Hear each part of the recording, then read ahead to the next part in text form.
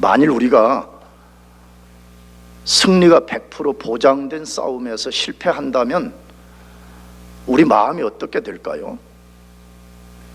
만일에 우리가 큰 승리를 경험한 후에 어떤 작은 싸움에서 처참하게 패배한다면 우리 마음이 어떨까요?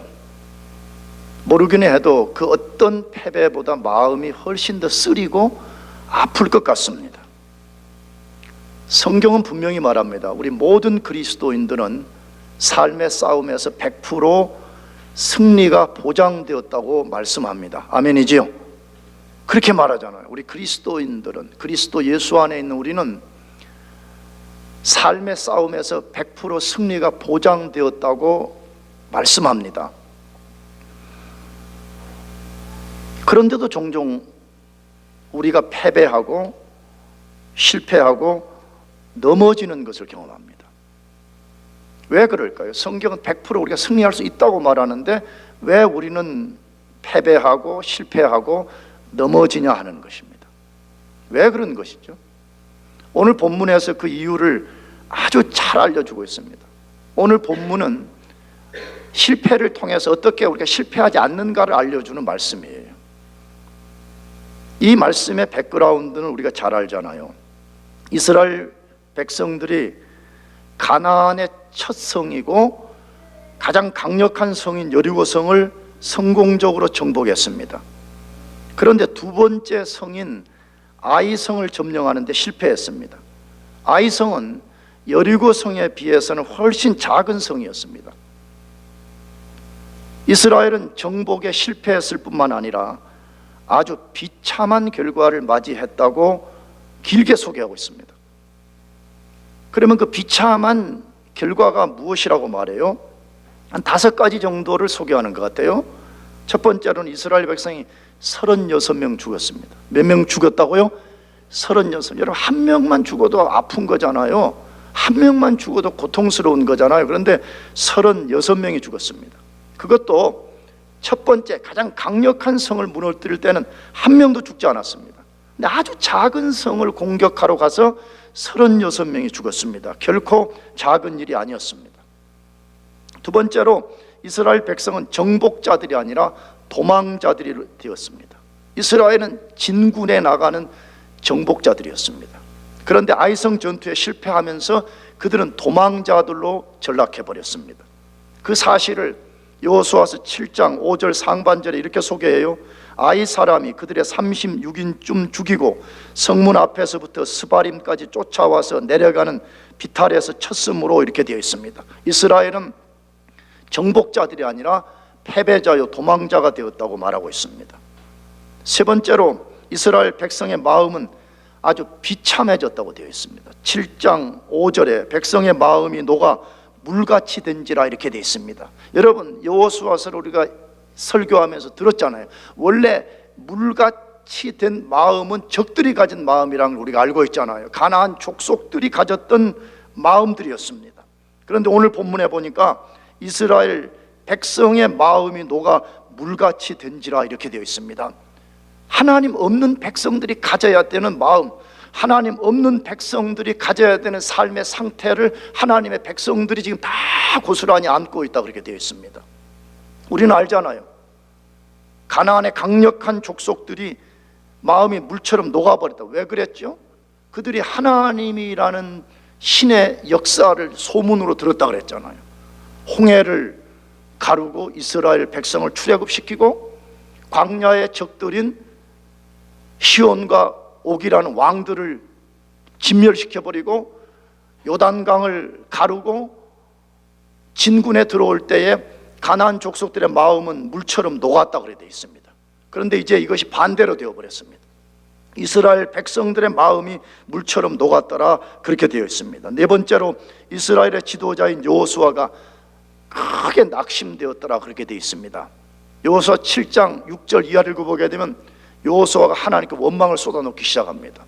쉽게 말하면 어떻게 해서 우리를 여기서 패배케 만드신 것입니까? 라고 아주 비통한 기도를 드리는 것을 만나게 됩니다. 마지막 5번째는 이스라엘의 정복 전쟁의 위기가 찾아왔습니다. 그들은 더 이상 진군에 가지 못하고 그들은 진군을 멈춰야 됐고 그들은 크게 절망 가운데 빠졌더라 그렇게 되어 있습니다. 왜 그랬을까요? 레위기서와 신명기서를 읽어보게 되면 하나님이 이스라엘 백성들에게 엄청난 약속을 하나 줬습니다. 그것이 레위기서 26장 8절에 이렇게 되어 있어요. 너희 다섯이 백을 쫓고 너희 백이 만을 쫓으리니 너희 대적들이 너희 앞에서 칼에 엎드려질 것이라 그렇게 되어 있습니다. 여러분, 이 전쟁사에 없는 약속이잖아요. 한 사람이 다섯이 백을 쫓고 너희 백이 몇 명을 쫓아요? 10,000명을 추격하는 강력한 로보캅 같은 그런 군대가 될 것이라. 그리고 적들은 너희 앞에서 추풍 낙엽처럼 그냥 바람에 흩날리는 낙엽처럼 될 것이라고 하나님이 약속을 했습니다. 그런데 지금 이 상황은 완전히 반대로 되어버렸잖아요. 이스라엘 백성들, 그들은 도망자가 되었고 36명이 죽는 비참함을 경험하고 이스라엘 진영 전체가 절망으로 인한 슬픔 가운데 떨어졌더라 그렇게 되어 있습니다. 그렇다면 그 이유가 뭐냐 하는 것이에요. 왜 엄청난 약속을 받은 이스라엘 백성들이 이렇게 돼버렸냐 하는 것입니다. 그 이유는 바로 오늘 우리가 승리가 보장된 삶의 싸움에서 실패하는 이유이기도 합니다. 하나님이 그걸 우리가 알려주시는 거예요. 수천 년 전에 이스라엘 백성들의 스토리를 통해서 오늘 승리가 100% 보장된 우리들이 왜 삶에서 실패하는지를 보여주는 것입니다. 그렇다면 왜 우리는 승리가 보장된 싸움에서 패배하게 될까요? 첫 번째로는 하나님을 진노케 한 불순종의 죄 때문이라고 말씀합니다. 하나님을 뭐하게 만들어요? 진노하게 만드는 불순종 때문이라고 말합니다. 불순종은 하나님의 진노를 가져온다, 그 말과도 같은 말이죠. 왜 하나님의 백성들이 하나님으로부터 약속을 받았음에도 불구하고 그 약속이 실현되지 않느냐, 그 깊은 내면을 들여다보게 되면 불순종으로 인해서 하나님을 진노케 하는 것 때문이라고 말씀하는 것이에요. 그것이 여호수아서 7장 1절에 소개된 말씀인데 이렇게 되어 있어요. 이스라엘 자손들이 바친 물건을 인하여 범죄하였으니 이는 유다 지파 세라의 증손 삽디의 손자 갈미의 아들 아간이 바친 물건을 취하였습니다. 여호와께서 이스라엘 자손들에게 뭐 하시니라? 진노하시니라 이렇게 되어 있습니다. 하나님이 진노하셨고 그로 인해서 이스라엘은 전쟁에 패하게 되었더라. 이게 오늘 7장의 스토리예요. 그래서 이스라엘이 다시 전쟁에 승리하게 될 때는 하나님의 진노를 멈추게 할 때 다시 승리했다 이렇게 되어 있어요. 그러므로 실패의 요인은 어디에 있느냐? 그들이 하나님을 진노케 만들었다는 것이에요. 그러면 하나님의 진노의 이유가 뭐냐 하는, 뭐라 그랬죠? 아간이라는 사람이 하나님께 바친 물건을 취하였기 때문이라 이렇게 되어 있습니다. 하나님께 바친 물건을 아간이라는 사람이 도둑질했다고 말이에요. 훔쳤다 이 말이에요. 하나님은 이스라엘 백성들에게 여리고성을 무너뜨릴 때 호흡하는 것은 다 죽이고 전리품은 단 하나도 취하지 말고 하나님의 곳간에 바치라 그렇게 명령을 했습니다. 그러면서 너희가 만일에 이 명령에 순종치 않게 된다면 이스라엘은 화를 당할 것이라고 여호수아서 6장 18절에 분명하게 말씀하셨습니다. 모든 백성이 순종했습니다. 그런데 아간이라는 한 사람이 순종치 않고 전리품 중에 일부를 취하여 자신의 장막에 숨기게 되었습니다. 아간 한 사람이 하나님의 말씀을 정면으로 거역했습니다. 그 죄가 하나님의 진노를 불러일으켰다 그렇게 되어 있습니다. 그렇다면 우리가 하나님의 진노가 무엇인가를 이해해야 돼요. 내가 로마서 공부 때도 말씀드렸는데 우리는 하나님의 진노를 상당히 오해하는 경향이 많습니다. 하나님의 진노 그러면 하늘에서 불벼락이 떨어져 가지고 그냥 죄 짓는 사람을 그 자리에서 죽여버리는 그런 것만을 하나님의 진노라고 생각합니다. 물론 역사 안에는 그런 일이 있었고 마지막 날에 분명히 그와 같은 일이 있을 것이라고 성경이 말씀합니다. 그러나 로마서 1장 18절 이하를 읽어보게 되면 하나님의 진노는 통제되지 않는 감정의 표출이 아니라 하나님이 그들과 함께 하지 않는 것입니다. 하나님 도와주지 않는 것입니다. 다시 말하면 내 마음대로 살아라는 거예요. 나는 이제부터 더 이상 너희 일에 손을 떼겠다. 이게 하나님의 진노의 표출이라고 되어 있어요. 그래서 로마서는 그것을 버려두었다 그렇게 되어 있습니다. 어떻게 해요? 그냥 버려뒀다 그렇게 되어 있어요. 그래 너 불순종하고 살고 싶냐? 그래 그것이 너가 더 옳다고 여기느냐? 그러면 그래 너 마음대로 살아라. 하나님이 그냥 버려뒀다고 3번씩이나 반복해서 말씀하고 있는 것입니다. 하나님이 이스라엘에게 진노했다는 말이 무엇이에요? 하늘에서 불벼락을 내렸다는 그런 말이 아니고 하나님이 이스라엘을 대신 싸워주는 싸움을 중단해버린 거예요. 성경의 용어로 하면 뻗었던 능력의 손을 거두어버리는 거예요. 하나님이 더 이상 이스라엘의 불성과하게 되어주지 않으신 거예요. 그것이 하나님의 진노요, 그것이 하나님의 심판이라고 말하는 거예요. 그 결과는 처참한 패배였다 이렇게 소개되어 있는 것이에요. 우리가 기억해야 됩니다. 여러분, 우리가 불순종으로 하나님을 진노시키면 하나님의 방식이 뭐라고요? 하늘에서 불벼락을 내리는 게 아니라니까. 그러니까 사람들이 겁없이 죄를 짓는 거예요. 진짜 만일에 내가 죄를 지었는데 하늘에서 불벼락이 떨어져 그 자리에 바로 죽는 것을 본다면 우리가 충격을 조금씩 받을 거예요. 그런데 사람들이 안 받아요. 쉽게 죄 지어요. 쉽게 불순종해요. 쉽게 하나님을 대적해요. 왜 그러는 거예요? 불벼락이 없거든요. 근데 착각하는 거예요. 여러분, 하나님은 죄 짓는 사람, 하나님의 명령을 정면으로 거역하는 사람 속에 하나님이 능력의 손을 거둔다는, 그게 하나님의 진노의 방식이라는 것이에요.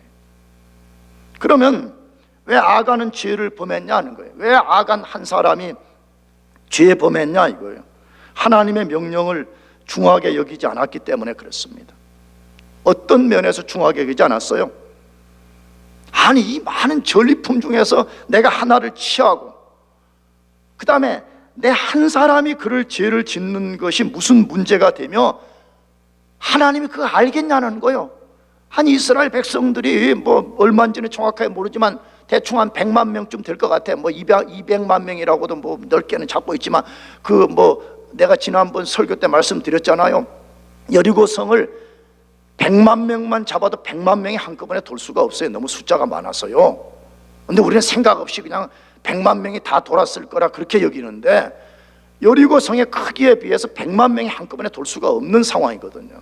어쨌든 뭐 얼마인지 모르지만 엄청나게 많은 숫자가 가지고 여리고성을 돌고 무너졌을 때에 그 많은 사람 중에 내가 전리품 하나 취하는 거, 그 다음에 내 한 사람이 이런 짓 하는 거 하나님이 어떻게 알며 설령 안다고 그게 무슨 문제가 되겠느냐라고 생각해서 하나님의 명령을 정면으로 거역하고 범죄한 것입니다.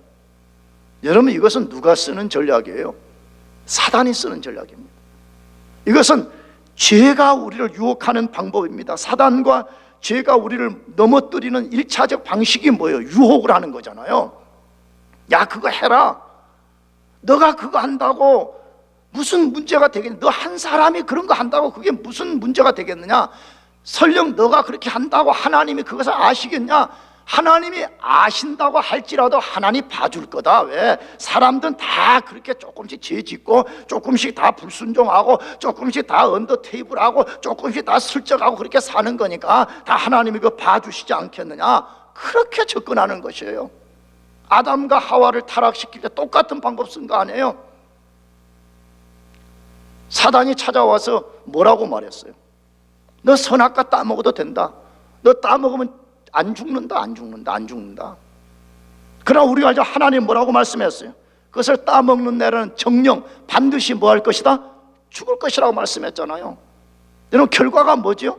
선악과를 따먹은 순간 사단의 유혹처럼 인간이 된 것이 아니고 인간은 상상할 수 없는 아주 무섭고 위험한 결과에 봉착하게 된 것이 아니에요. 그러므로 우리가 아간처럼 생각하는 걸 버려야 됩니다. 할렐루야. 나 한 사람, 설령 내가 그렇게 한다고 하나님이 아시겠어? 설령 하나님이 아신다고 해도 하나님 이 정도는 봐주시지 않겠느냐 하는 아간 같은 생각을 버려야 되는 것입니다. 그러면 왜 아간 한 사람이 범죄했는데 이스라엘이 범죄했다고 반복해서 말하냐 이거예요. 오늘 여호수아 7장 1절에도 이스라엘이 범죄했다 이렇게 돼 있어요. 그 다음에 11절에도 이스라엘이 범죄했다 그렇게 되어 있어요. 자, 주목해야 됩니다. 정확하게 죄는 누가 지었어요? 아간? 한 사람이 지었는데 성경을 기록한 여호수아는 성령이 감동해서 이 성경을 기록할 때는 아간만이 범죄했다고 말하지 않고 누가 범죄했다고요? 이스라엘이 범죄했다고 반복해서 말한다는 거예요. 그러면 왜 이스라엘이 범죄했다고 말하냐 이거예요. 그 이유가 뭐죠? 우리가 알지만 이스라엘은 언약 공동체 안에 있는 백성들이었습니다. 물론 각각의 독립된 인격을 갖고 있었지만 그들은 언약 안에서 공동 운명체였기 때문에 한 사람의 죄악이 언약 공동체 안에 그대로 영향을 미쳤다는 것이에요. 그래서 모든 사람이 죄를 지은 것이라고 성경은 말하고 있는 것입니다. 이 원리 오늘 또 유사합니다. 우리가 비록 각각의 독립된 인격을 가지고 여기 와서 예배하고 있지만 우리가 예수 안에서 한 몸이 되고 한 교회가 되었기 때문에 우리 한 사람이 짓는 죄악이 공동체에 영향을 미친다는 거예요. 아멘이죠? 여러분, 우리는 예수 안에서 하나입니다. 믿습니까? 만약에 이것을 거부하는 사람이 있다면 내가 볼 땐 그 사람 아직 복음을 이해하지 못한 사람이든지 구원받지 않은 사람일 가능성이 굉장히 높은 거죠. 에베소서는 교회론을 다룬 것인데 거기 뭐라고 말했죠? 예수님은 우리의 머리이시고 우리는 그의 바디, 몸이라고 돼 있잖아요. 그러므로 예수 믿어서 이 교회를 우리가 함께 섬긴다는 것은 우리 영적으로 한 공동체요, 우리가 한 몸이 된 거잖아요. 그런데 우리가 아간처럼 생각하고 행동하는 거잖아요. 나 하나 정도, 내 하나 정도가 뭐 적당하게 하고, 내 하나 정도가 기도 안 하고, 내 하나 정도가 헌신하지 않는 것, 내 하나 정도가 불신앙 속에서 불순종하는, 그게 뭐 큰 영향이 있겠느냐, 이렇게 말하고 쉽게 신앙 공동체의 리스판시빌리티를 버려버리는 사람들이 얼마나 많은지 몰라요. 그래서 성경은 한 사람의 행동이 공동체 전체에 영향을 미친다고 분명하게 말씀하고 있습니다. 우리 한 사람이 죄를 범하게 될 때에 성령 공동체인 이 공동체가 약해지게 되고 이 공동체의 주인 대신 성령이 근심하게 되는 것입니다. 결과는 뭐죠? 공동체가 무력해지는 것이에요. 그러므로 나 한 사람 불순종해도 될 것이다, 나 한 사람이 적당하게 해도 될 것이다, 여러분 이 생각 버립시다. 할렐루야. 여러분, 나 한 사람이 중요해요. 아멘이죠? 나 한 사람이 끝까지 믿음을 지키고 말씀에 끝까지 순종해 사는 것이 사활적으로 중요해요. 사활적으로 중요해요. 여러분이 아간처럼 불순종해서 하나님의 진노를 촉발하는 사람들이 아니라 끝까지 이 공동체를 지켜내는 믿음의 사람들이 되기를 축복합니다. 두 번째로, 왜 우리는 승리가 보장된 싸움에서 패배하게 되냐는 것이에요. 이미 승리에 도취되어 교만해진 죄 때문이라고 말해요. 간단히 말하면 그거지. 승리에 도취돼가지고 교만해진 것 때문에 패배했다, 그렇게 말씀해요. 그것을 여호수아서 7장 2절에서 3절에 다루는데, 여호수아가 여리고에서 사람을 베델 동편 벳아웬 곁에 있는 아이로 보내며 그들에게 일러 가로되 올라가서 그 땅을 정탐하라 하며 그 사람들이 올라가서 아이를 정탐하고 여호수아에게로 돌아와서 그에게 이르되 백성을 다 올라가게 말고 이 3,000명만 올라가서 아이를 치게 하소서. 그들은 소수니 모든 백성을 그리로 보내어 수고롭게 마소서 함으로라고 되어 있습니다. 이스라엘 백성의 패배 이유는 불순종이 가장 큰 것이라고 분명히 7장에서 말해요. 불순종이 제일 큰 것이라고 말해요. 그러나 오늘 본문에 그 불순종으로부터 파생된 또 다른 이유가 있다고 소개하는데, 그것은 교만 때문이라고 말합니다. 그들은 교만에 사로잡혀서 잘못된 판단을 내리게 됐고 잘못된 행동을 했더라, 그렇게 되어 있습니다. 그것이 구체적으로 무슨 내용이에요? 우리가 읽었듯이 여호수아가 아이성을 정복하기 위해서 정탐꾼들을 보냈습니다. 그들이 돌아와서 여호수아에게 보고를 했습니다. 보고했습니다. 그 보고한 내용, 그것을 다시 우리가 읽어볼 필요가 있는데 3절에 이렇게 되어 있어요. 백성을 다 올라가게 말고 2, 3천 명만 올라가서 아이를 치게 하소서. 그들은 소수니 모든 백성을 그리로 보내어 수고롭게 마소서라고 되어 있습니다. 굉장한 보고죠. 사실은 굉장히 좋아 보이는 보고잖아요. 그러잖아요. 그들 숫자도 많잖아요. 우리 다 올라갈 필요도 없어요. 다 올라가 수고할 필요도 없어요. 그냥 몇 명만 보내가지고, 조금만 보내가지고 그들을 무너뜨리게 하소서라고 했다는 것이에요. 그럴 때 여호수아가 그 보고를 받고 뭐 했다 그래요? 2, 3천 명만 실제적으로 올려보냈다 이렇게 되어 있어요. 결과는 뭐죠? 참패였습니다. 36명이 죽고 이스라엘이 도망자가 되는 치욕을 당했다 그렇게 되어 있습니다. 왜 정탐꾼과 여호수아가 그렇게 판단하고 행동했을까요?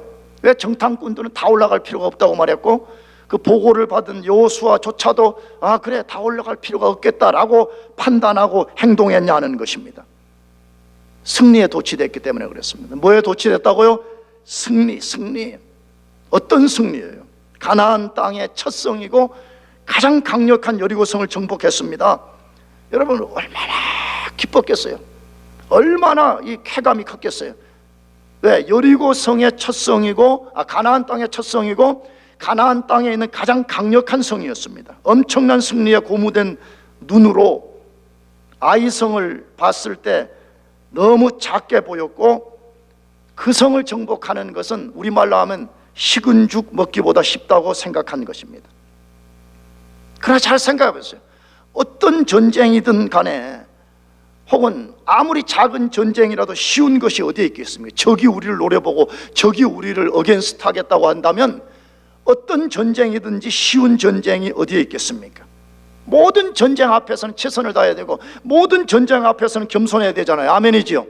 그런데 이스라엘 백성은 승리에 도취되어서 마음이 고무풍선처럼 부풀어졌습니다. 여러분, 교만이라는 원래 단어가 동물의 오줌보 같은 그런 거, 고무풍선이 예전에 없었으니까 그런 것처럼 부풀어진 것을 교만이라는 단어를 쓴 거예요. 이스라엘 백성들은 첫 승리를 경험하고 고무풍선에 바람이 잔뜩 들어간 것처럼 그들은 부풀어지기 시작했습니다. 결과는 뭐죠? 승리의 본질이 무엇인지를 보는 눈이 멀어져 버렸습니다. 이 전쟁의 승리가 어디에서 왔는지를 보는 눈이 멀어져 버리기 시작했습니다. 눈이 멀어지니까 잘못 판단하고 잘못 결정하고 잘못 행동하게 됨으로 치욕을 당하게 된 것입니다. 제가 지난주에도 말씀드렸습니다. 우리는 항상 승리를 주신 하나님께 감사하면서 승리 후에 더 겸손히 우리 삶을 경계해야 된다고. 할렐루야. 그래서 특별히 박사학위도 받고 또 이거 졸업해서 나가고 뭐 직장도 잡고 뭐 잘되고, 여러분 그런 승리를 경험할수록 우리가 더 하나님께 깨어서 경계해야 됩니다. 아멘. 하나님이 그렇다면 그런 거예요. 우리 인생이 얼마나 유약한 존재인가를 우리를 잘 몰라. 우리의 창조주이신 하나님이 그걸 너무 잘 아시기 때문에 이 성경에 이 스토리를 기록해서 우리에게 교훈하는 거 아니에요. 너희 승리 후를 경계하라. 승리에 도취되어서 눈이 멀어지면 안 된다. 승리에 도취돼서 너희 마음이 바람이 잔뜩 들어간 고무풍선처럼 되면 안 된다. 이걸 우리에게 지금 말씀하고 있는 거잖아요. 혹시 여러분이 내가 승리했다라고 생각하는 사람들이 있다면 더 겸손해지기를 축복합니다. 더 겸손해요. 더 겸손해. 더 엎드려요. 더 엎드려요. 뭐든지 여자친구 얻었다, 남자친구 얻었다, 더 기도해. 할렐루야. 왜 아멘 없어? 벌써 여자친구 없는 사람 아멘 할 수 없겠지 지금. 그러나 앞으로 있을 것을 믿고. 아멘. 한 소리 아멘 크게 해요.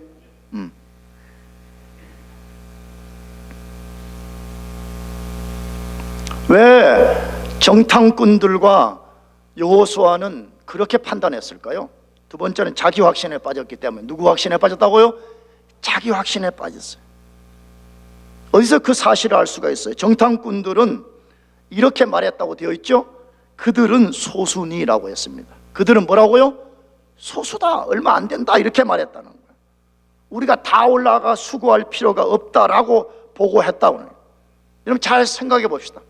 하나님이 한 번이라도 그렇게 말씀하신 적 있어요, 없어요? 없잖아요. 야 이스라엘 백성들아, 너희 두 번째 공격하러 가는 아이성은 숫자가 아주 적으니까 걱정하지 말고 올라가라, 그런 그런 말씀 하신 적 있어요, 없어요? 없는 거잖아요. 자기들이 그렇게 말한 거예요. 자기 스스로 그렇게 말하는 거잖아요. 왜 그랬을까요? 왜 적들은 소순이 우리 다 올라가서 수고할 필요가 없다고 말했을까요? 그들은 크게 착각한 것이죠. 뭐에 대한 착각이죠? 전쟁의 승패가 사람의 많고 적음에 달렸다고 그들은 생각하는 것이에요. 성경은 말하잖아요. 하나님의 백성들의 전쟁의 승패의 요인은 사람의 많고 적음에 있지 않고 하나님께 달려있다고. 할렐루야. 우리가 하나님께 순종하느냐 순종하지 않느냐 거기에 달려있는데, 교만해지니까 마음이 고무풍선처럼 늘어나기 시작하고 자기 확신에 빠지게 되니까, 야 그건 뭐 그렇게 많이 올라가서 전쟁을 해야 돼, 복잡하게 몇 명만 올라가자 몇 명만 올라가자 이렇게 했다는 것이. 여러분, 교만의 특성이 뭐죠?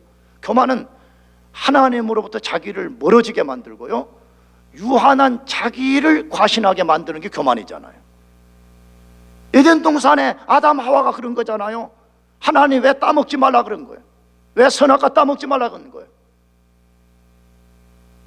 너는 이걸 따먹지 않음으로써 늘 너가 유한한 피조물인 것을 인정하고 무한하신 하나님 의지하라. 할렐루야.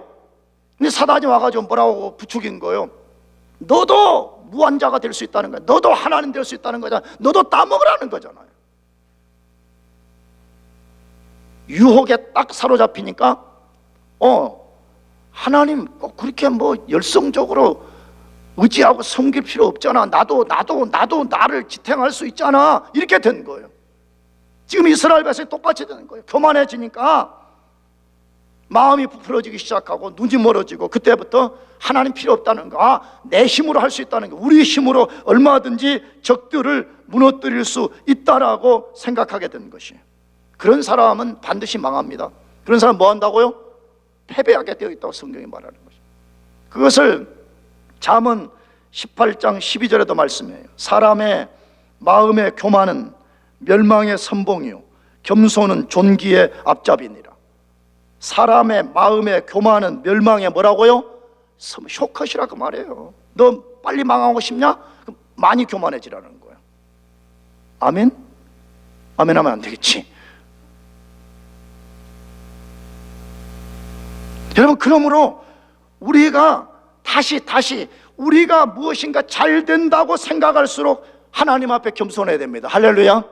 더 겸손해지고요, 그럴수록 더 자기를 부인하고요, 어떤 일이 여러분 성취됐다면 이건 진짜 하나님이 해주신 겁니다. 진짜 이건 하나님이 해주신 것입니다. 이걸 고백하고 겸손히 엎드릴 줄 알아야지. 만약 그때부터 자기 자랑하고 그때부터 이스라엘 백성들처럼 마음이 부풀어지면요, 그 사람은 멸망의 길로 들어서는 것이에요.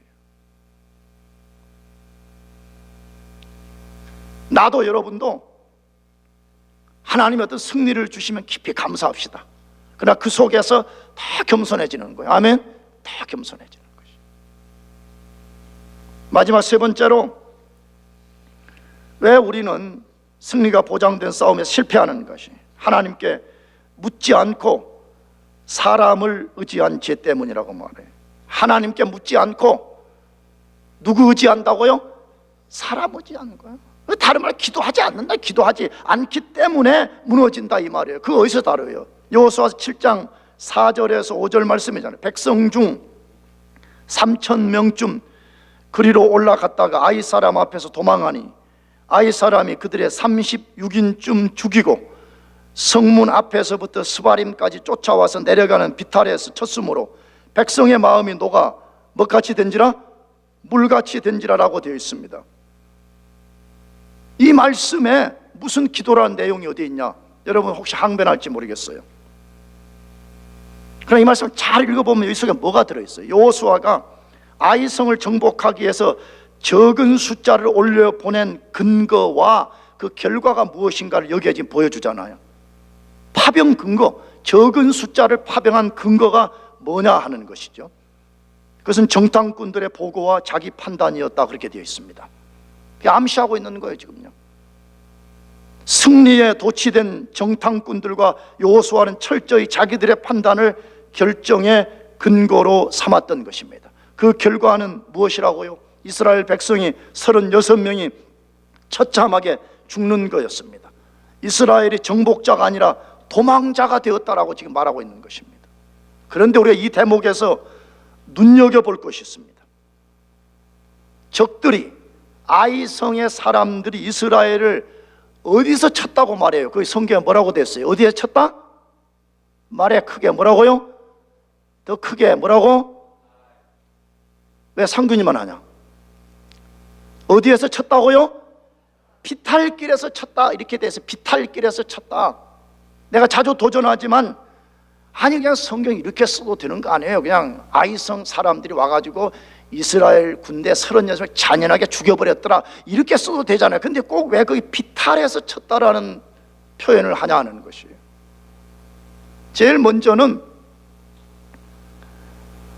실제 싸움의 장소가 역사적 사실인 것을 지리적으로 알려주는 것이 목적이 하나 있죠. 그러나 성경은 단순히 그것만 위해서 쓰지 않아요. 그 목적은 이스라엘의 영적 상태를 묘사하는 것입니다. 이스라엘 백성은 과거에 계속 진군해서 올라가는 백성들이었습니다.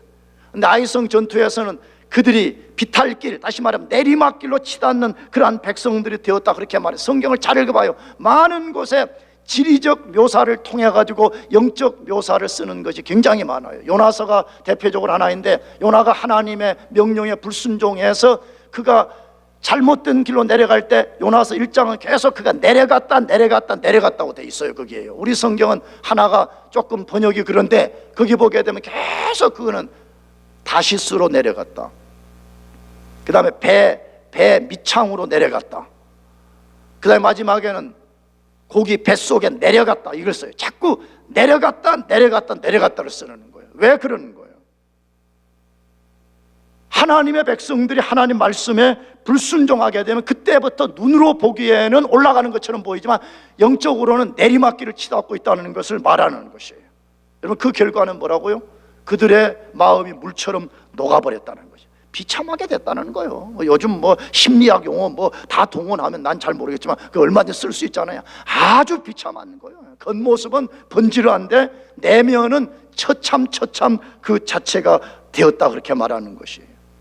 왜 그렇게 비참하게 되었을까요?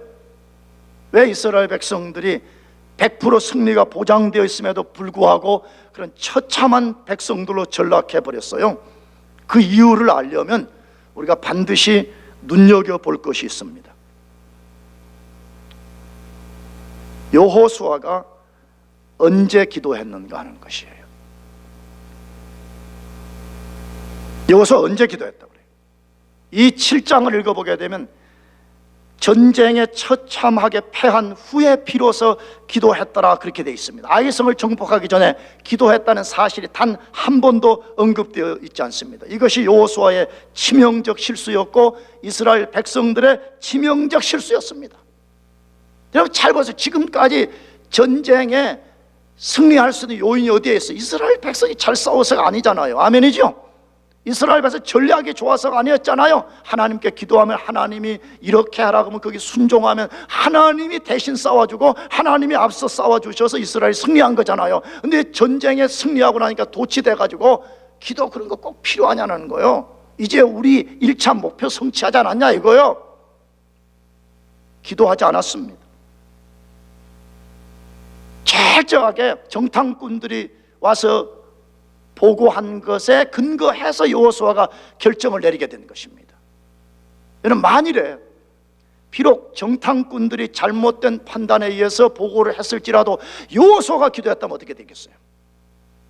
파병을 하기 전에 여호수아가 하나님께 무릎을 꿇고 하나님, 우리 지금부터 아이성을 치러 갈 겁니다. 하나님 어떻게 하면 좋겠습니까? 했다면 가정이지만, 만일이지만 하나님이 알려줬을 것 같아요.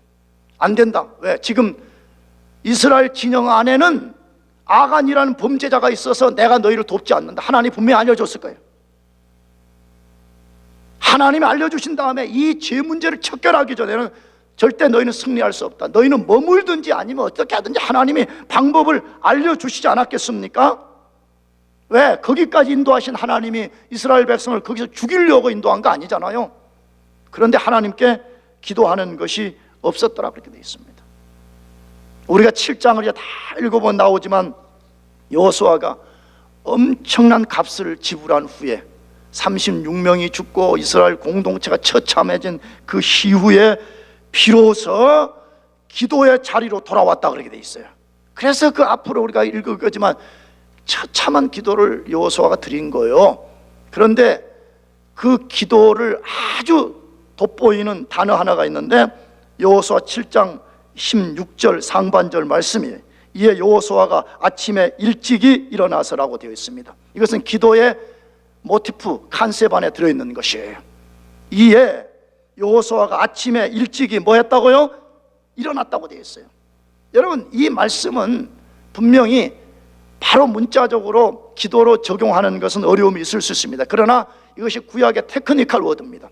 구약의 위대한 하나님의 사람들의 하나같이 그들이 어떤 역사를 경험할 때 꼭 나오는 이야기가 뭐냐 그러면 아침에 뭐 했다고요? 일찍 일어났다고 되어 있습니다. 그래서 이것은 기도에 대한 테크니컬 워드인 것입니다. 하나님의 사람들이 실패를 하고 난 다음에 깨닫고 하나님께 돌아갈 때 이 단어가 항상 나와 있잖아요.